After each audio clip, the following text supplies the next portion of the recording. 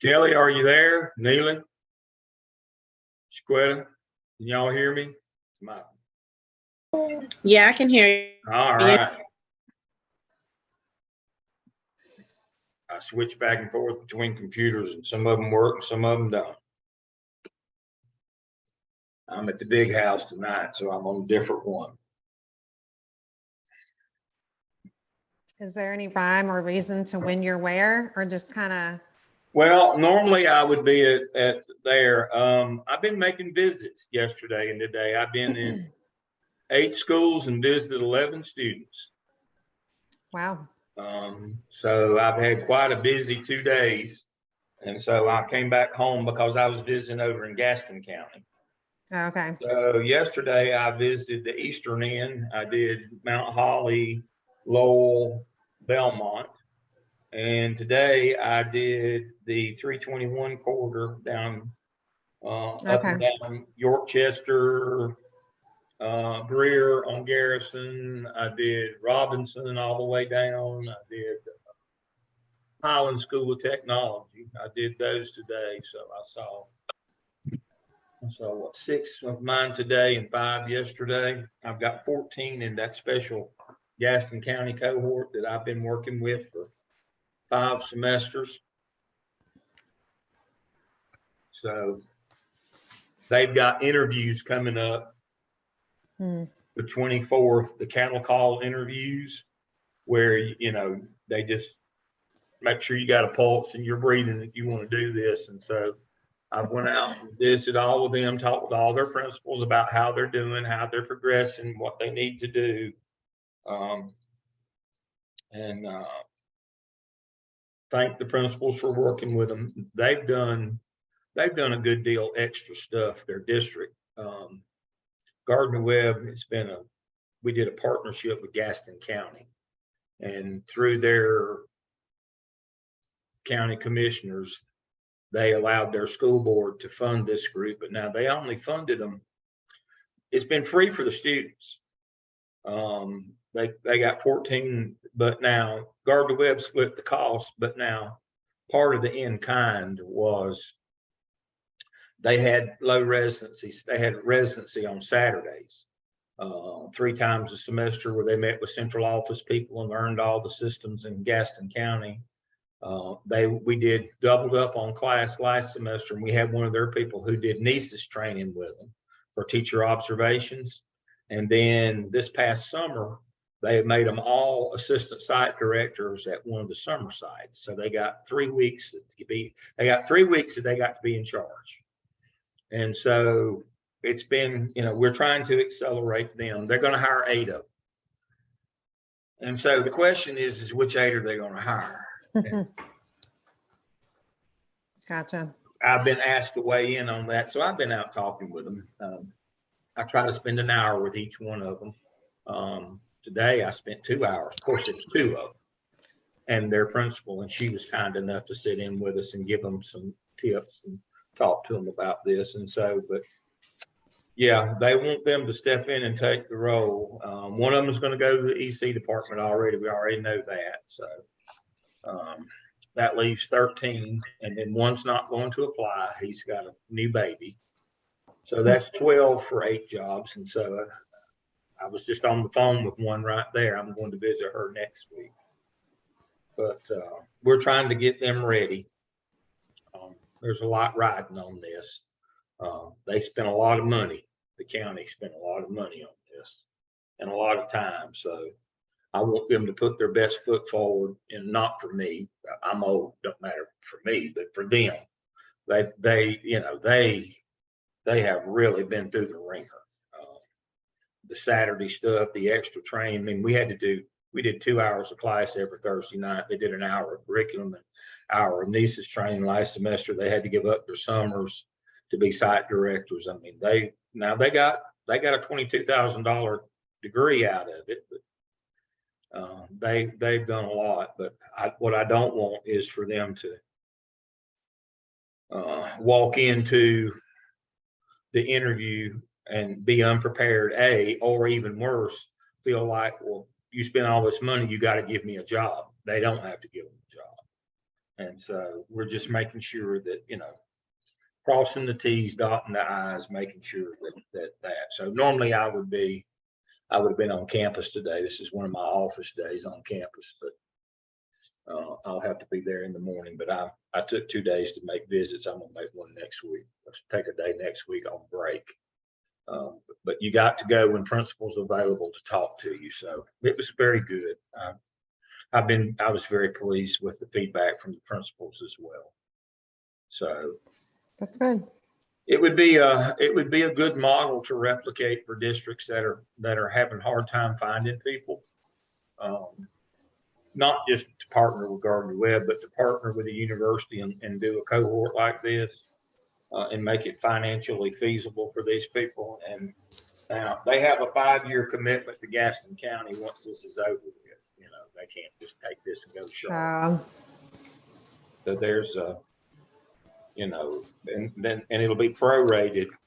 They'll have to pay it back if they leave before, you know, whatever time remaining. So it's like $4,500 a year that they'll owe back if they leave before the 5 years.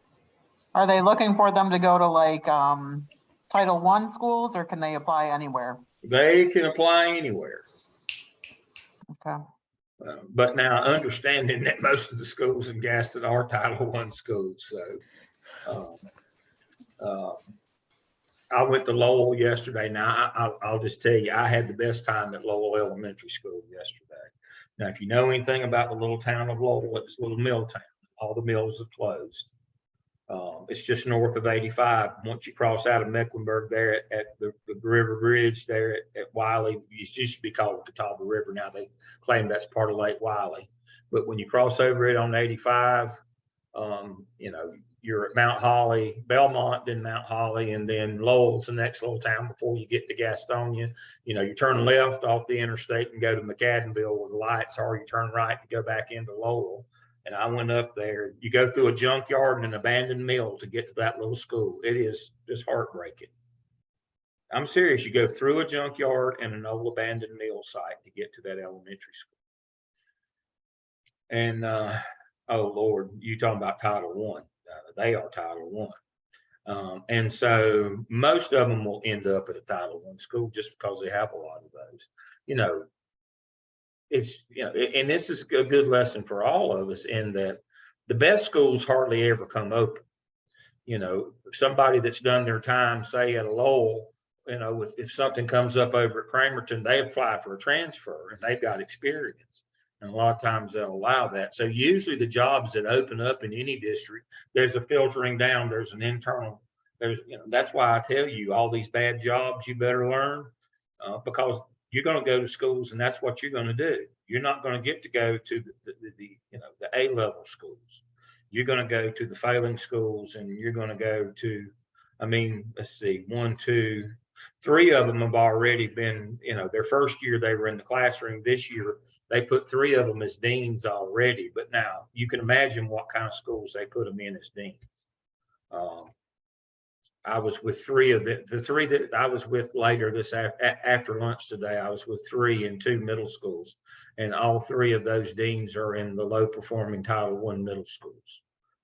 And you know, they're out of breath when you get there from running.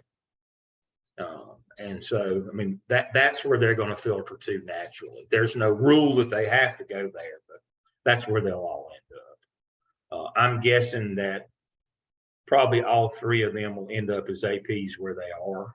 They'll just change their title from dean to AP to get 1 bump in pay or 2, and just continue running them. I can tell you, as somebody who's done that line of work, both of those are tough places. They'll earn every penny that they make there. But you know, that's just part of the business, is having to start, you know, low and work your way up. There's, you know, we're very much a paying your dues kind of thing. I'd like for us at some point before I die in our business to get to where talent matters more than time, but we're not there yet. That's unfortunate, but that's the way it works. We're more interested in how much time somebody's put in, not the quality of the time or the talent that they have. I mean, some people have 20 years of experience. Some people have 1 year, 20 times. They make the same mistakes this year as they made last year. You've worked with people like that. Administrators are no different. Some of them never progress. You know, I mean, you look at Kelly's on the screen with us tonight. Could you imagine them hiring a first-time principal at Ardrey Kell?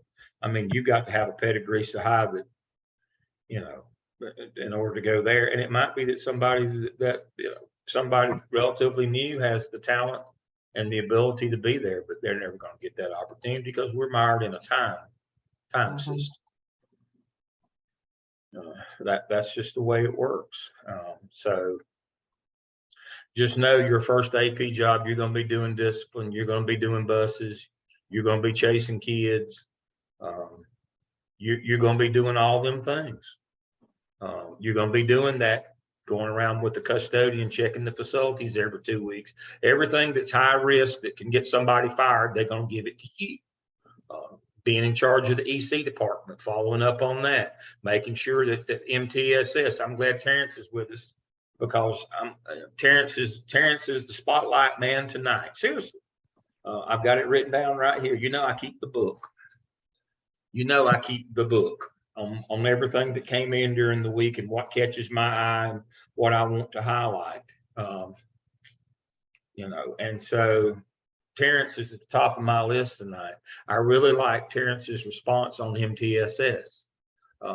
Terrence went through each of the steps and each of the tiers. You want to share that with us? You don't have to tell us the whole thing, but about MTSS at your school and your district. Yeah, basically, with the MTSS, it's where we take kids in and we put them on the different tiers. There's 3 different tiers. According to the tiers, the first tier, they're just working in the classroom. Second tier is where they actually trying to bridge the gaps. And then the third tier is where they actually kind of get separated and maybe doing some small group interventions throughout. Then if there's continue to struggle, then we just go ahead and have a meeting with the parents and everything, letting them know what's going on. We have the interventions and stuff to kind of go ahead and start the process. That's when that 90 days starts up. Once the parent says, okay, it's a consent. Once the consent goes down, then we basically go ahead and get them tested by a psychologist.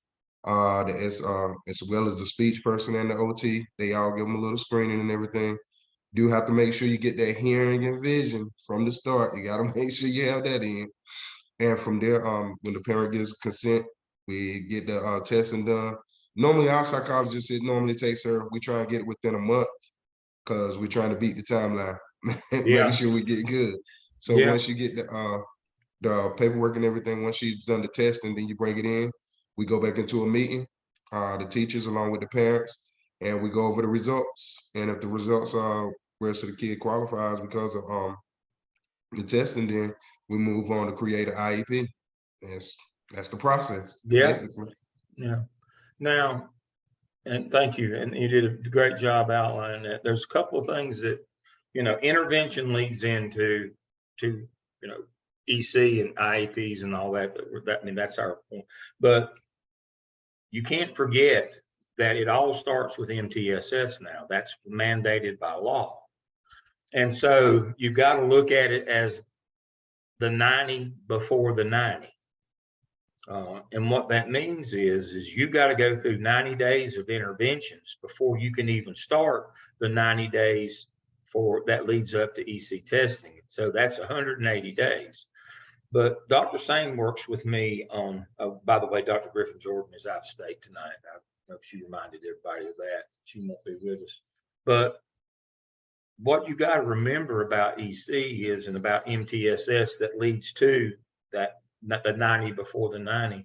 The point of that is not just to speed the plow to get to the 90 for EC testing. It's for every kid in the building to try to find a way for them to be successful. Now you say, well, Dale, what are you arguing here? It sounds like semantics. Well, no, it's really not. The notion of the intervention program of MTSS is not to facilitate exceptional children's testing. It's to try to find a way that, just like Shaquetta said, it's all about the student, just trying to find a way that all kids can be successful. Now, I'm going to tell you my story. As I said, I'm at the big house tonight. I'm in Lake Norman. My home school here is elementary, is Cornelius Elementary. I hired a young man, beginning teacher, 1,000,000 years ago. His kids are grown now. I can't believe that. But I hired Ray G when I was a junior high principal in Charlotte. I hired him, and he showed some aptitude for leadership, and I pulled him out of the classroom and let him have a radio and run him around. But he worked his way up, and he became AP over here at Cornelius. And then when they opened a new school, Ray opened the new school as principal at Washington Potts. He's now at Grand Oaks. He opened that new school on the other side of the interstate over in Huntersville, because he lives in Vermillion, Huntersville. But when Ray was at Washington Potts, they started RTI, which of course is kind of the content of MTSS in a lot of districts, response to intervention. And he was at Washington Potts. And so they ran it for 3 years. This was maybe 7 or 8 years ago when we first started RTI. Or, actually we started RTI back when I was in Goldsboro. Well, that was about 12 years ago. That first time we ever heard of that was about 2010, 2011. But they put CMS is always, Charlotte's always ahead of the curve. So they put RTI in back in the day in elementary school. And he had this RTI program for 3 years,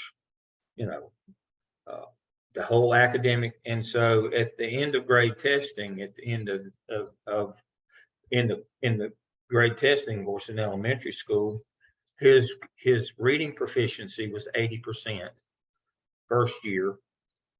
It was 80% after, they started at 80. 3 years they did RTI, it was still at 80. It was 80, 80, 80, 80. What are the chances of that happening? And he called me up and he said, I don't know what's going on here.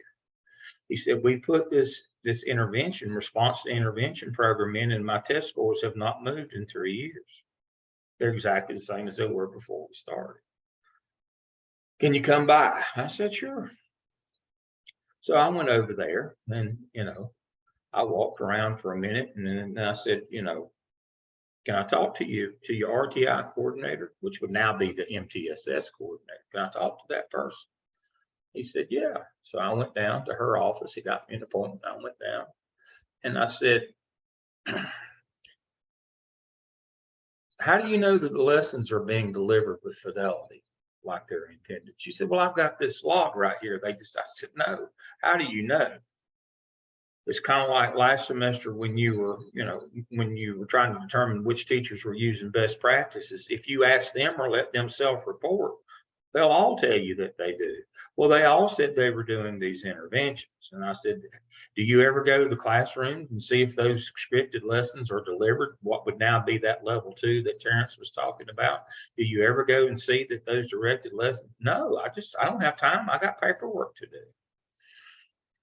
And so I went back and I told Ray, I said, you don't have an RTI program.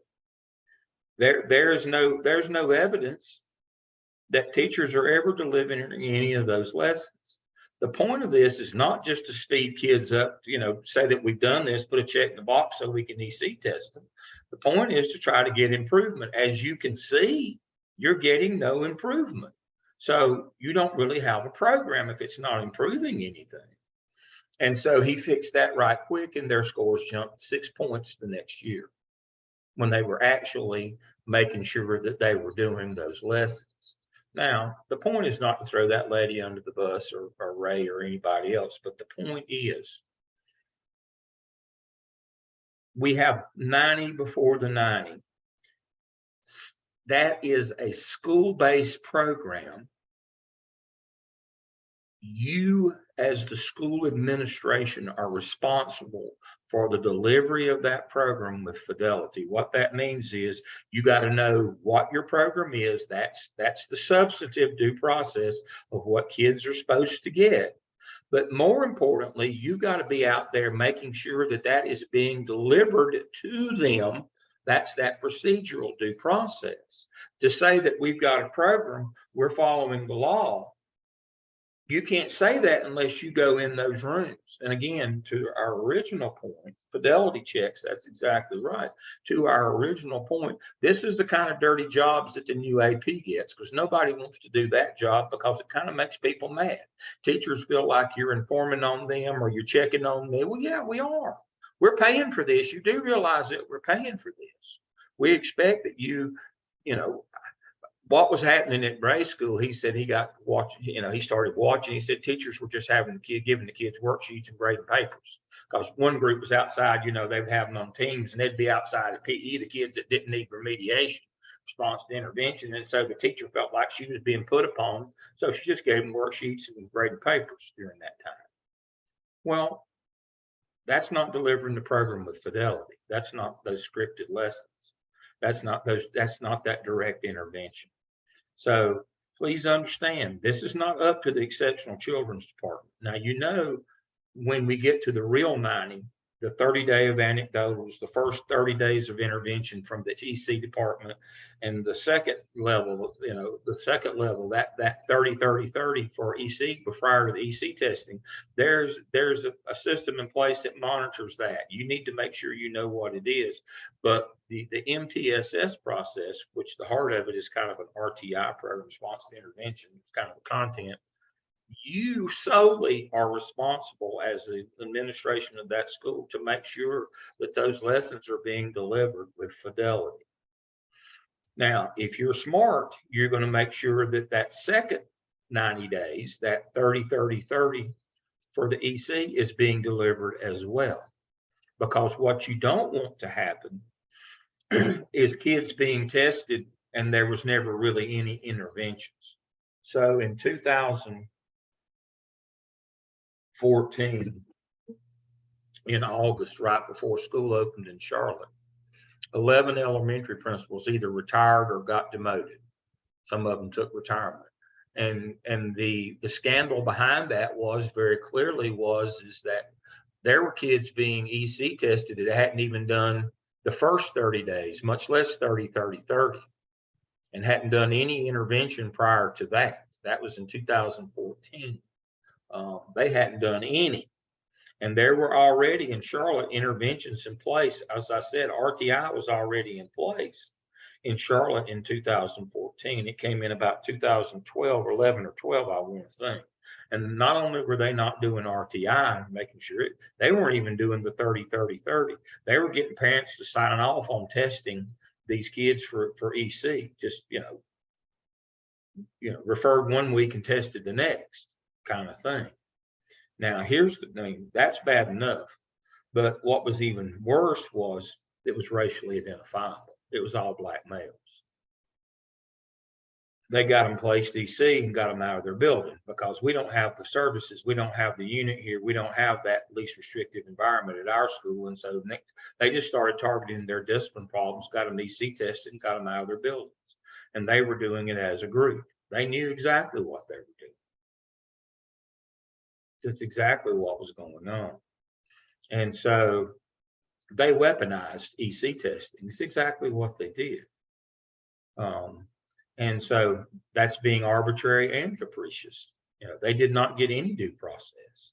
They didn't get their 30-30-30. They didn't get their RTI. It was 30 days back then. They didn't get their 30 days of RTI. They didn't get their 30-30-30 before EC testing. They got a referral one week and tested the next, and by the third week they were out of the building, gone. Now some of them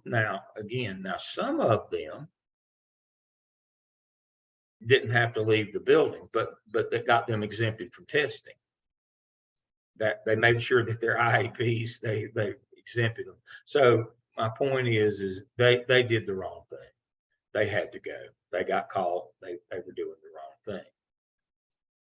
I'm not saying that any of you folks would do that, but you're probably the new AP. You're going to be responsible to follow up with that stuff. Make sure that our teachers are doing their intervention lessons, that directed those directed remedial lessons that we're doing. Going to make sure that we follow those timelines, that they get their 30, 30, 30 before the 30, 30, 30 of EC testing. You're going to be the person responsible for that, to make sure that all that is happening. And if you don't, it's not going to go well for you. Hopefully you'll get a school where your principal will be involved in that, but I hate to, I'm always the bearer of the bad news. The reality is more than likely that's not going to happen. You're going to be at a place where you have to be that person. So let's talk about IEP meetings for a minute. IEP meetings are a contract. Now, Dr. Sane, again, is the expert. He works with me on Wednesday nights.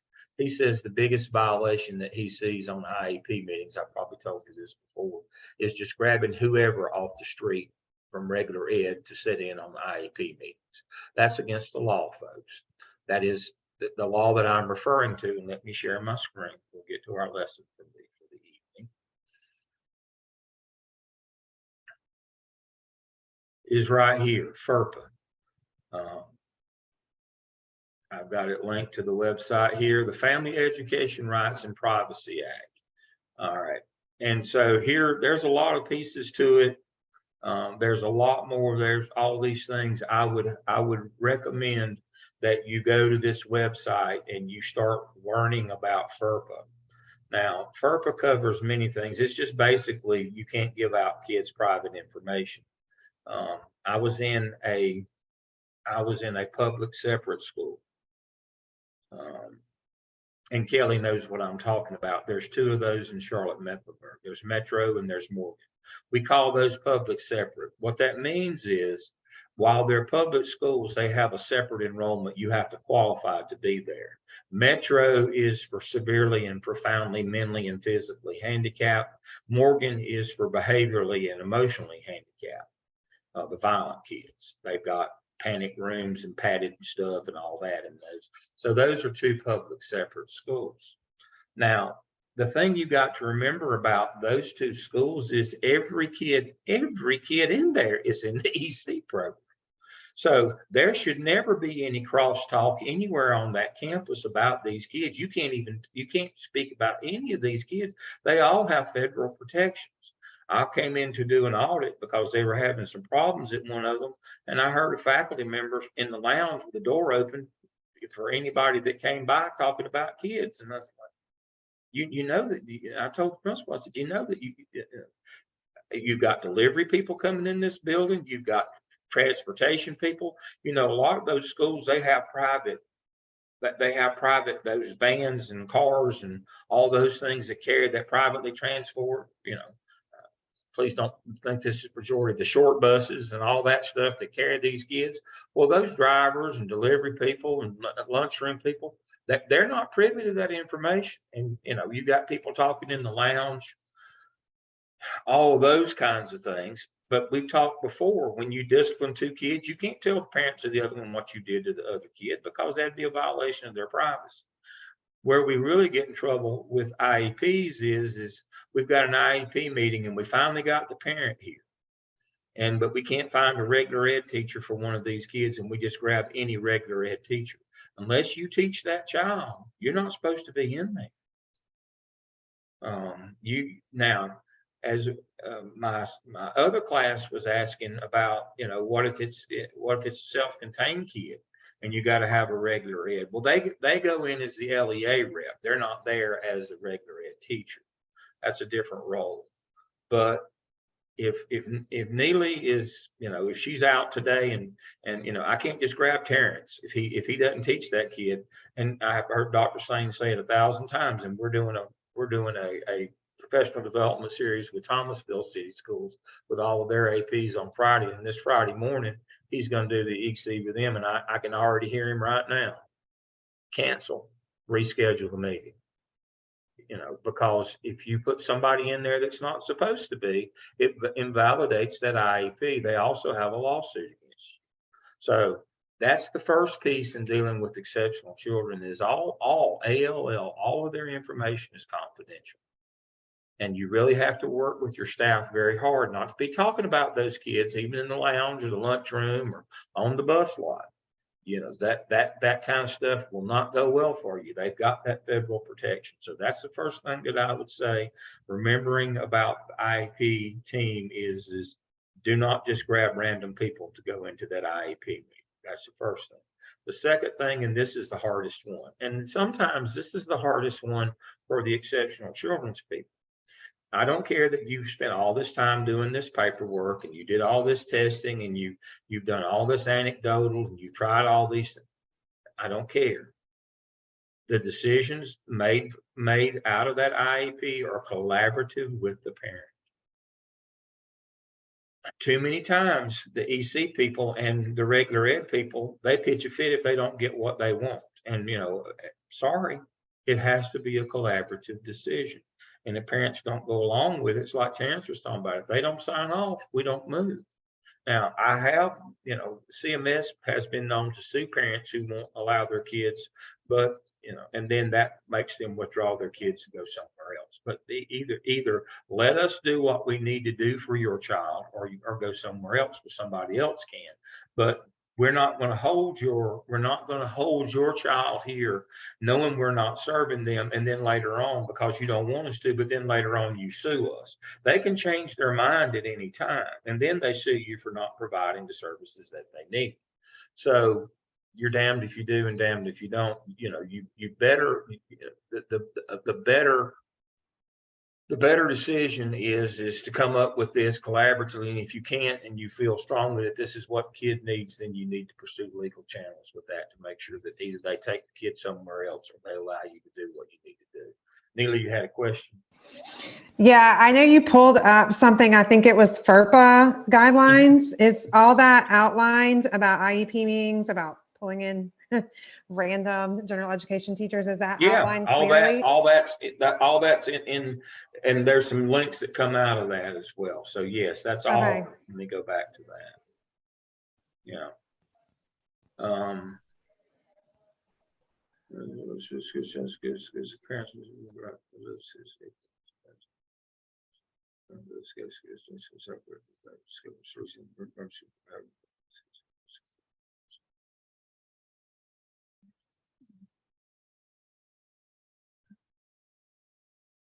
All right, so, and there's some more up here.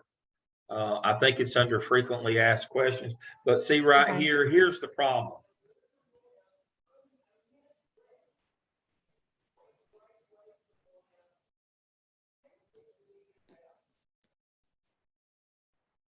School officials with legitimate education interest. That would be your LEA rep.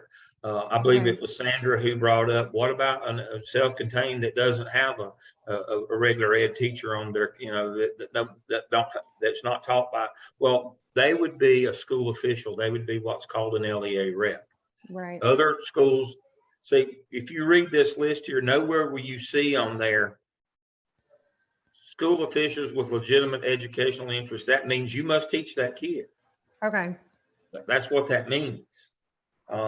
You can't just have random people. They don't have a legitimate, courts have ruled that just somebody that works in the building does not meet the standard of legitimate educational interest. Okay. That's where that comes from. Now, Neely, you're going to tell me, and you don't even have to tell me, because I already know. I'll say it because you don't want to say the quiet part out loud. It happens all the time in your school, doesn't it? It happens in most schools. But boy, is it a violation. And the courts have ruled specifically that it's a violation. So if the parent is mad about something else, that's the one. I mean, you're handing them a stick for later use. It's what you're doing when you do that. And the first time they don't agree, or you don't give them what they want, then an IEP, all of a sudden, that's what they'll hit you with. Okay. I've heard Dr. Singh say that. Now he consults on a national basis on exceptional children's programs. It's one of the things he was in, what did he say, Oregon and Utah last week. I mean, he does that. And this is not just a North Carolina problem. This is a nationwide problem, that people just grab random people and put them on IEP teams. you know, for IEP meetings. It's, yeah, you can do it.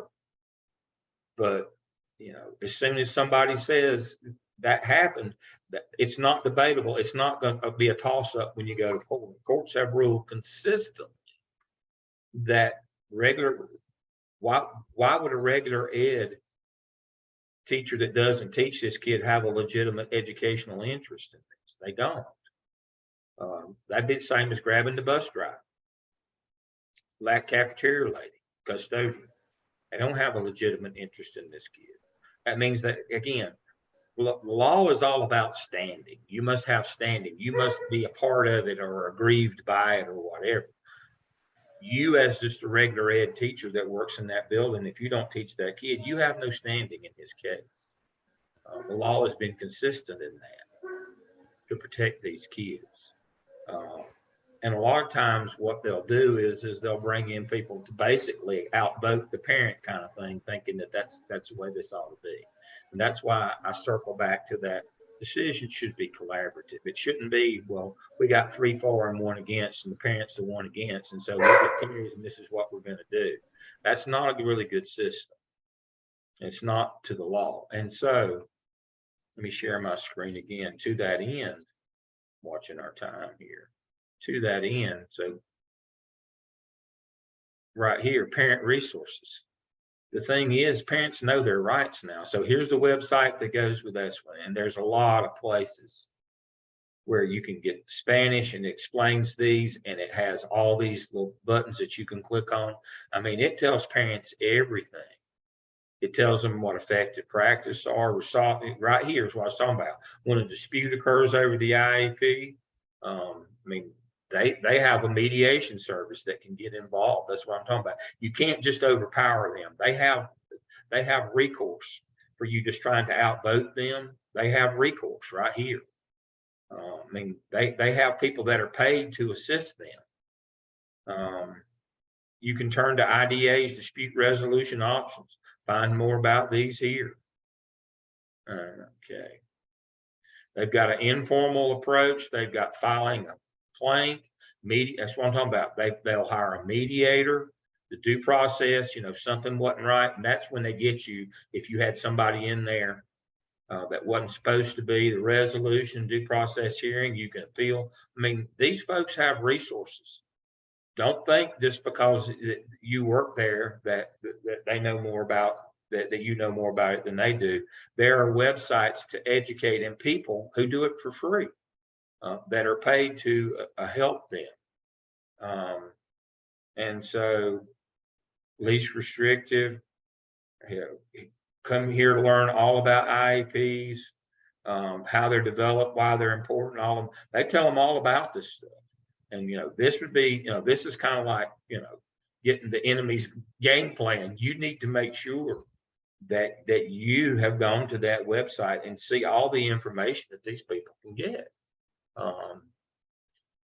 They really know their stuff now. And so you know, just grabbing people and packing the room, trying to outvote them. And I know that's done every day, but that's not a best practice. And it's not legal either. So when you get called to task, when you have to go to court, and I've been 24 times, more than 24. I was one used to have to go, regardless of what we did, and we'd lose every time. I mean, it just got to be the point where it was just like next. I mean, it was just like, you know, just running cattle through, because we were just doing dumb things. People thought that they could get away with stuff, and they just kept on until they would try to get their way, because I did all this time and work and all those things. So make sure that your intervention program is being delivered with fidelity, that they're getting what they're supposed to be. Make sure that the 90 days prior to the EC testing, that's done with fidelity. They're getting 30 days of anecdotals and a couple levels of intervention. Make sure that's happening. Once they're tested and they place and they're in your building, make sure that they're, you know, the EC department then takes over and keeps up with the head count. You know, the IEPs, the reevaluations, cycle, the EC chair takes over all that once they've been tested and placed. It's your responsibility till you get it to that point. Your responsibility after that is to make sure that you don't pack the IEP meetings with extra votes just to, get your way over the parents. That's really where you can get in trouble as the IEP person, or as the regular, the school person, the school leadership, is by doing that dumb thing. And it's done, I'm belaboring the point, because 90% of the schools in the state do that. And it's just, you lose every time you go to court. It's just dumb to do that if you know you're going to lose. So now let's transition. Let's talk about discipline of exceptional children. Now, the dumbest thing that I see on that school administrators do is not understanding manifestation determination and understanding that process and disciplinary incidents. Now, here's the rule of thumb. Now, it may change from kid to kid, situation to situation, but here's the rule of thumb. I'm holding up the number. Can everybody see that number? I'll put it against my shirt so you can see the background. 3. 3 is a very, very, very important number. What is the significance of 3? We all know that if you suspend a kid 10 days at one time, or up to 10, when you hit the 10-day mark on suspension, you have to do a manifestation determination, a DEC 5, a psychological, update the IEP, and a functional behavior assessment. That is called the manifestation determination. What you're trying to determine if that kid's behavior is a manifestation of their disability. And so principals guard that 10 days. They keep up with that, how many days I put that kid out. Here's 3 mistakes that they make. Again, that number 3. First mistake they make, they don't understand that in-school suspension counts the same as out-of-school suspension. Let me say that again. Now, there'll be people that try to argue you down on this, but now I'm telling you, this is the law. It doesn't matter if it's an out-of-school or an in-school. That's a change of placement. That day counts against you. Second mistake that I see, and like if you move a kid in the room, to another room in the building, that's considered an in-school suspension. So that's what we're talking about. Even if you don't call it that, even if you call it intensive care or ICT, or I've heard 1,000 different acronyms. I don't care what you call it. If you move them from their regular room to another room, that's an in-school suspension. So that's anytime there is a removal from their core class or their regular, it doesn't matter. If you move them from their regular placement, whether it's an EC class or a regular, that counts as a change of placement for an EC kid. Even if you move them within the same building, that counts. We know that an out of school counts. So that's what I'm talking about. The third thing that, again, that rule of 3 here, the third thing that people don't get is a bus suspension counts too. A bus suspension counts too. You've changed something there. And so again, so those are the 3 common mistakes I see. Or that people ignore or don't pay attention to or don't remember. Out of school counts, in school counts, anything that moves them from their regular room is an in school, and bus suspension counts on that 10-day total. All right, now. Dr. Lamb. Yes. I have a question. Would you let your teachers know if you're the principal at a school so that they can understand about the 10-day rule with our kids? Absolutely. Absolutely, I'd let them know, because they're always saying, well, why didn't you do this or why didn't you do that? Well, there's a 10-day rule. Now, that doesn't mean that you can't exceed that 10 days. It just simply means we got to do the manifestation determination. For some reason, people think that that's like, that's like giving up, lopping off an arm. Mm-hmm. Give them the 10 days and then do the manifestation determination. A lot of times it's not going to be a manifestation of their disability, but if it is, then we're going to go back and revisit their IEP. Okay, thank you. I see a lot of issues between teachers. We can do a manifestation. There's no requirement that we wait to 10 days. We can, and that's where I'm going to the next 3 days, and this is the most important 3 days that I'm going to talk about, or 3 that most important, three that I'm going to talk about. If a child does the same thing 3 times, if the child does the same thing 3 times, let me say that a third time. If a child does the same thing 3 times, that's a pattern. You need to move. I don't care that you only gave them 1 day of suspension. Don't say, well, I still got 7 more days. If the child is showing a pattern, does the same thing for a third time, you are by law required to go to a manifestation termination. You do not wait till 10 days.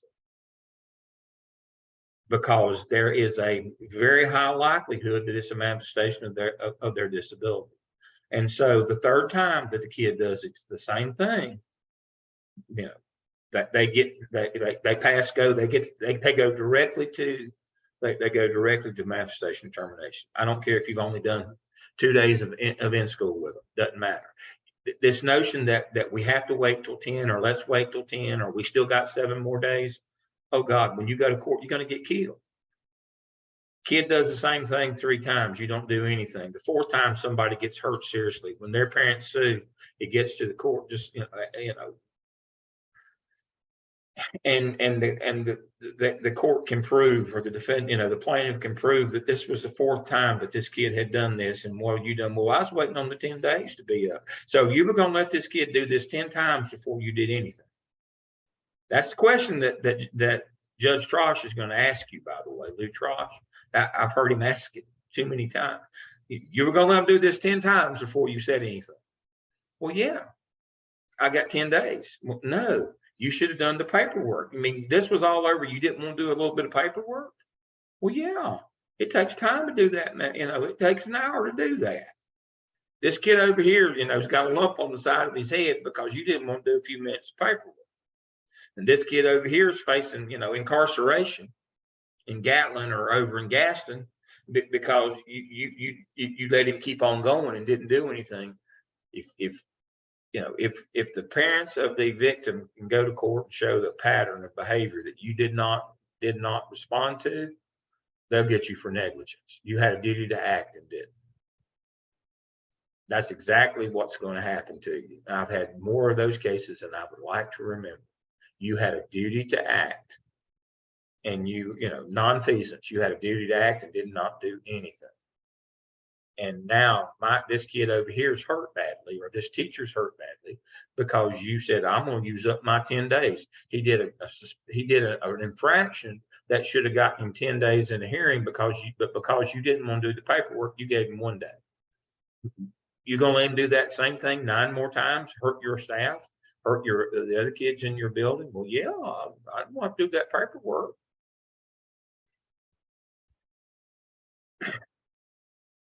Out of school suspensions count, in school suspension count, bus suspension counts against the 10 days.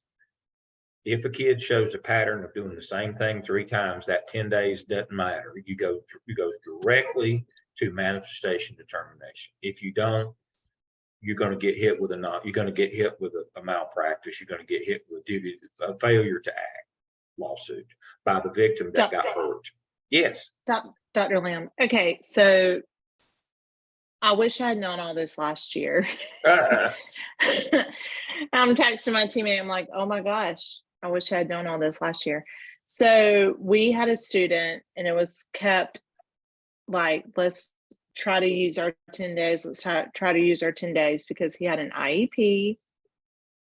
And it was just this whole, we didn't know. So we were like, okay, whatever. But looking back, like that was our administration's number 1 was like, he has an IEP. And even the kid knew, he was like, I have an IEP, so you can't suspend me. You can't do this. You can't do that. Okay. Cause I was like, I don't know if that's right, but what happens is, let's say a kid assaults a staff member, you give him 10 days, you can give him the 10. Even if you've given him days previous to that, you give him the 10, rest of due process hearing, do the manifestation. You got 2 weeks to do the manifestation termination, and then they have the hearing. And if the manifestation comes back that it's not, then they get the same punishment as the regular ed. If it comes back that they are, then we do a more restrictive environment with a behavior intervention plan. But we're doing something. We can't just say, well, he's untouchable. We just have to let him roam the halls and hurt people. I had a flashback. Oh, this is terrible. This is absolutely terrible. I had a flashback this week. Did you see the video of the EC kid? He wasn't a kid. That huge EC person that harmed that. Was it a teacher? And they said he took, the Game Boy, but he didn't. You saw how big that child was. And so I was at Metro, and they had a young man over there. Now, you remember that these kids get to go to school until their 22nd birthday. Their 22nd birthday. They had a kid over there who was, I don't know, a month or two short of his 22nd birthday. Now, I'm a big old stout fellow, but I'm not nearly as young as I used to be. This fellow was over there, and he was coming through the building, and he was knocking people down. I want to say he was 6 foot tall. He was about a half a head or most of a head shorter than me, and I'm a big old fellow, but he wasn't no small. He was 6 foot tall. He weighed a solid 240, 250, and he had that hump on the back of his neck. I mean, he was a bull. He was a bull. He tore a door off the hinges. I mean, I was sitting in the lobby. I was there to work with them, and I was sitting there, and I had my checklist, just like the one that y'all have got. I was using that assessment inventory because they'd had a lot of bad incidents, and I was prepping them for their state audit. And I was sitting there, and I had a clipboard with, that I printed out that checklist just like y'all use. And he was in the office, and they had 2 TAs, and he done thrown them and I stood up, and I was like, I'm a lot older than you, but I'm probably not near as mad as you, but it's going to be a tussle. And he looked at me, and the blood and the snot coming out of his nose, he just reached over and grabbed that paper off my clipboard and ate it, and then turned around and walked out. I cannot make that up. He just ate it. He ate my assessment inventory, staple and all. It's 2 pages. I'm not making that up. But I mean, the point is, you can't just ignore that kind of behavior, folks. Nobody says that you can't discipline exceptional children. That's a myth. You got to do the paperwork, though, and we act like that paperwork's like giving blood or an organ. Somebody's asking us to donate a kidney. It's not that much paperwork. It doesn't take that long. And you get 2 weeks to do it. And it's not like you don't get to go home one night. You get 2 weeks to do it. The only thing that gets a little iffy is, you have to update the IEP, and the psychologist has to update the psychological. But other than that, I mean, you got 2 weeks. There is no rule that you can't discipline. That's a misnomer. There's no rule that you can't discipline EC kids. You just got to go through the steps.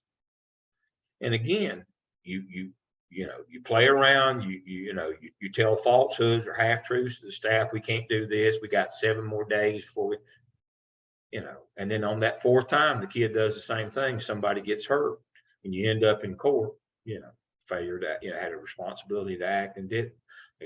If the parents, the aggrieved parents or the aggrieved faculty member can show a pattern that you failed to respond to because you didn't want to do some paperwork, it will not go well for you or your district. Now, the standard fine in CMS for that was $6,000. I don't know how they arrived at that number. Don't know what that was, but that was the standard fine, was $6,000 for making that mistake. And then you had to go back and fix it. Judge Trosh was famous. He was $6,000 lieu. It was always $6,000. How he arrived at that number, I don't know. But that's what he would do all the time, $6,000. That was our fine. And so for doing those kinds of things. So again, if a kid brings a weapon, harms a staff member, give him 10 days, call for a due process hearing, do the manifestation determination process, those 5 things that I mentioned, do all those things. If they find that it was not a manifestation, then the kid can come back to school. But then we convene, a least restrictive environment. We convene an IEP to make sure that either we got to put him in a new environment because he's, the one's not appropriate. He doesn't have enough restrictions, or we put a behavior intervention plan in place where he has to meet behavior guidelines, or he goes to a more restrictive setting in your district. Now, sometimes people will buffalo you on this and try to get you to not understand or believe that, gaslight you that you don't know. But this is the law, folks. It's real simple. But you got to protect the kids and the faculty, the staff in your building from this kind of harm. So it is not true that you can't discipline EC kids. You just got to do the paperwork. All right. So those are kind of the hot spots. Now I've got one in here. Terrence, you got your hand up. Go right ahead. Yes, sir. I got a quick question. I just, I'm EC and stuff and everything, and I get everything you're saying, and I hear how you're saying you got to move on them and everything. Now, when you're in the district with public schools and stuff, it's bigger, and you can move. You can switch them to the alternative schools and alternative setting and everything pretty quick if need be. But when you're in a smaller school like the public charter school, Yeah. how that kind of we kind of our hands are tied. No, they're not. Can we move them to we don't have an alternative school really, or can we move them to a district alternative school? You're a public school. They can go to any school in your district. And if that's their placement, then that's where they go. They can go to one of the units in either a public school in your district that has an EC program that covers that, or they can go to a public separate in your, or they can go to an alternative school in your district. You're still a public school. I'm going to tell you this, Terrence, and I hope that I'm wrong. Charter schools tend to gaslight their people in that we don't have any options because they need the money. You're getting that $800 a month for that kid. And charter schools are for-profit organizations. We're gonna have a grown folks discussion now. Now, I'm a big supporter of charter schools, but now you got to understand, charter schools are for profit. We're not likely to be sending $8,000 somewhere else if we can keep it per student. That's what we're talking about here. That's straight from the state. Is $8,000 per. That's a lot of money. That can hire, a fourth of a teacher assistant, or, a sixth of a teacher. We send too many of those out. We got to send somebody home. Charter schools are not in the business of losing money. They can't. There's nobody to come and rescue them. They got to make money. And so that whole notion of we don't have anywhere to put that kid, yeah, you do, back in the public school system. But what goes with him when he goes? His money goes with him. Remember, it comes monthly. And so when he goes back into one of the public separates or to one of the units in one of the regular public schools, you lose the money. You lose his state money. And if there's any local county funding, you lose that as well. But you're going to lose that $8,000. Now, it may be, again, if it's mid-year, you're going to lose the next 4 or 5 months at $800 a month. You're going to lose significant money. So it isn't that there aren't any options. I mean, he's a public school kid in that public school district. He can go to any discipline school there if that's where, if that's the adjudication. So would it come back to bite you if, let's say, you had a kid who you think's probably needing a self-contained? If you don't have a self-contained, if you tell them that you don't have a self-contained, then how would that go? That you recommend them going to another school, can that come back to bite you? Absolutely. But again, you're recommending at $8,000 walk out your door. Gotcha. But yes, I mean, when that kid is placed, he's in a public school. If you don't have it, and there's one in the district, just like he's any other public school. When you have a kid in your building, let's say Jessica's got a kid in her building, and he places self-contained, and they don't have it, but Neely has one at her school. Guess what? He goes to one over at Neely's school.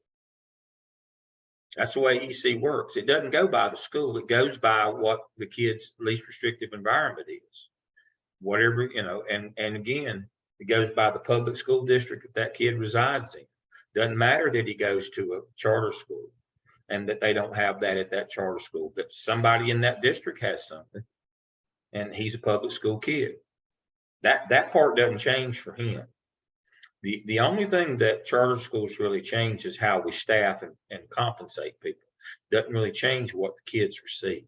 They still have to use the state curriculum. They still get a report card, all those parts. It's just charter schools are born out of the notion of autonomy that we give, you know, some districts give experienced or, you know, highly qualified principals a little more autonomy in their buildings. Well, that's the notion of charter schools is we don't change what the kids get. We change how we staff and how we compensate. And we change a few other things, how we do lunch and some of the other things that we do where we have more local control and discretion. But that kid is still a public school kid in that district. And he you know, whatever the resources that district has, that's what you know, that district is responsible to provide to that kid. And so, but again, a lot of charter schools are hesitant to tell people that or to acknowledge that because they're not in the business of turning business away. Unless they've got a waiting list to get in and somebody else will.